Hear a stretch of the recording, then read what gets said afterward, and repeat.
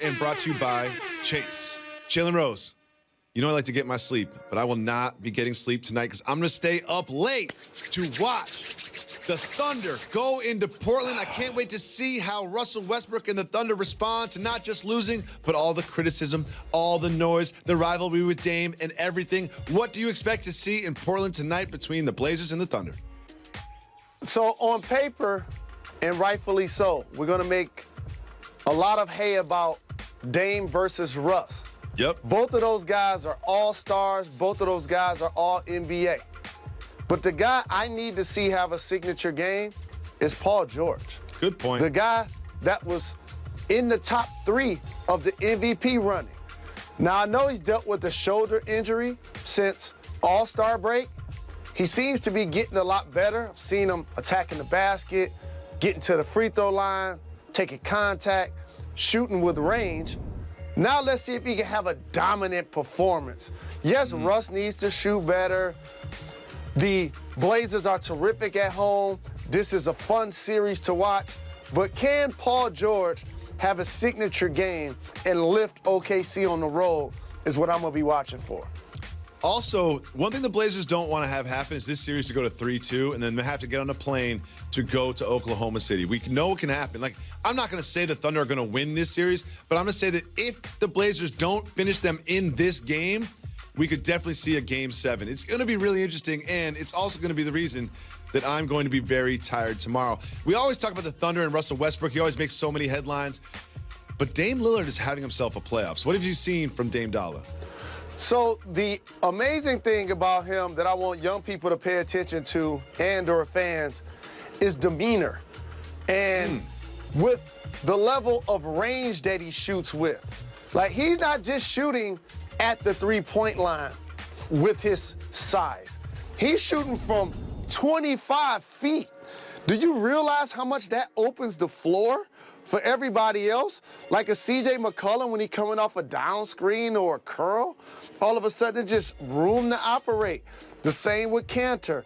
And shout to Harkless and Aminu. They've been giving them quality minutes on the wing. But for Dame, I like that even though his personality is a lot different from Russ out on the floor, he stayed true to who he was when there was turbulence between both of those guys. Yep. He never got out of character, which is why he continues to perform well. Well, you speak about their behavior and how they differ, and one thing that's gotten a lot of attention is how Russell Westbrook deals with the media. And let's just give a listen to some of the questions that he's been asked and how he answers them. What happened in the first quarter and a half that you didn't get around to doing in the last 2.5 quarters? Next question. What happened that sort of reversed the tone of this game? Next question. Were you pleased with the defense you played on him, and how did it change when he got going in the third quarter? It's a good question. Not sure. So a lot has been said about this, right? What responsibility do the athletes have to answer the questions of the media? What exactly do they want? You know, and there's been a lot of discussion. How do you respond to how Russ has handled these press conferences? He's staying true to his personality. It's almost like when Bill Belichick does it, we're not surprised.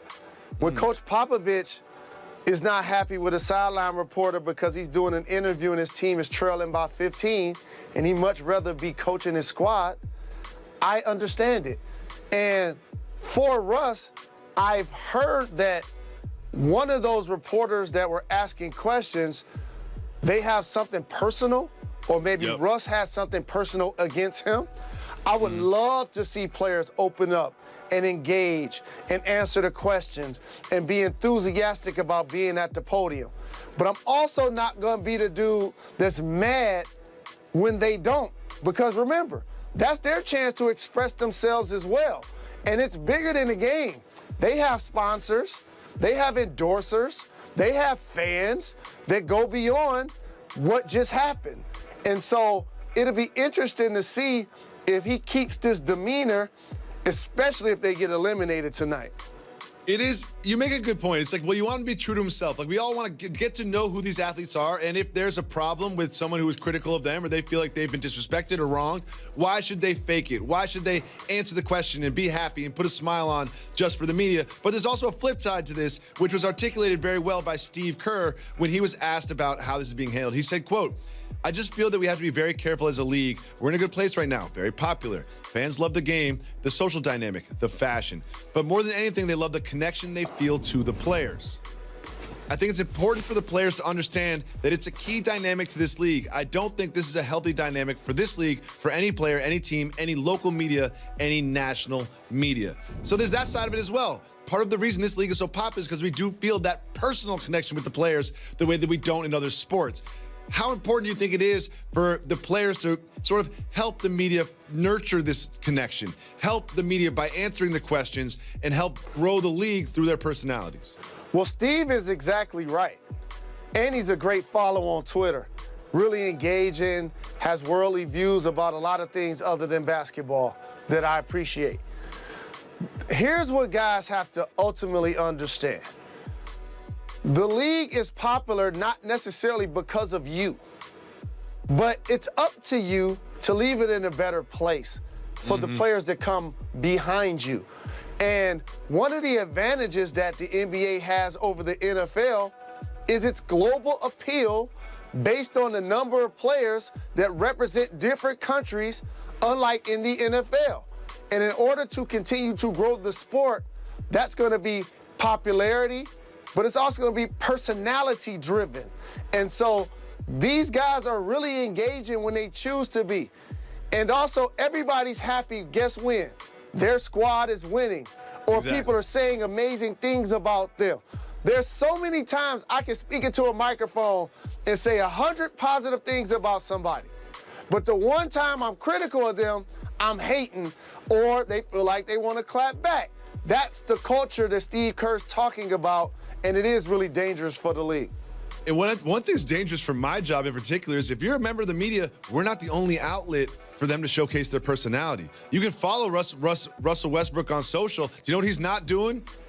Giving short answers, not smiling. Now you can see their actual personalities when they can circumvent the media. So it's almost like, hey, man, if you want to get to know who I am, you want to get to know me as a person, you want to feel a connection with me personally, you can follow me on social and you get a real connection with me without the conduit of somebody taking my words and then writing about them and filling their own opinions and analysis in between my quotes. I think that's really interesting, the way that we're in now. And I also feel like that deepens the connection more than anything the media could ever do for you, is having that personal one-on-one connection through your own social page. And I also feel that NBA players in particular are doing a really good job taking advantage of that authentically. That's well said, but however, you took the me approach as it relates to growing your social following and your brand. I'm talking about the we approach to continuing to grow the league. And there's a balance there. Everybody must remember, the dollars you make, the popularity you have, it ain't because of how you dress. It ain't because of how you look. It's you're really good at basketball playing in the NBA. Yes. And that can't get lost in this dynamic. Well, Jalen Rose, I don't know if you saw, but last night, the Pistons lost a basketball game. We're going to get Jalen Rose's Detroit native Piston fan authentic reaction to the demise and sweep of the Pistons right after this.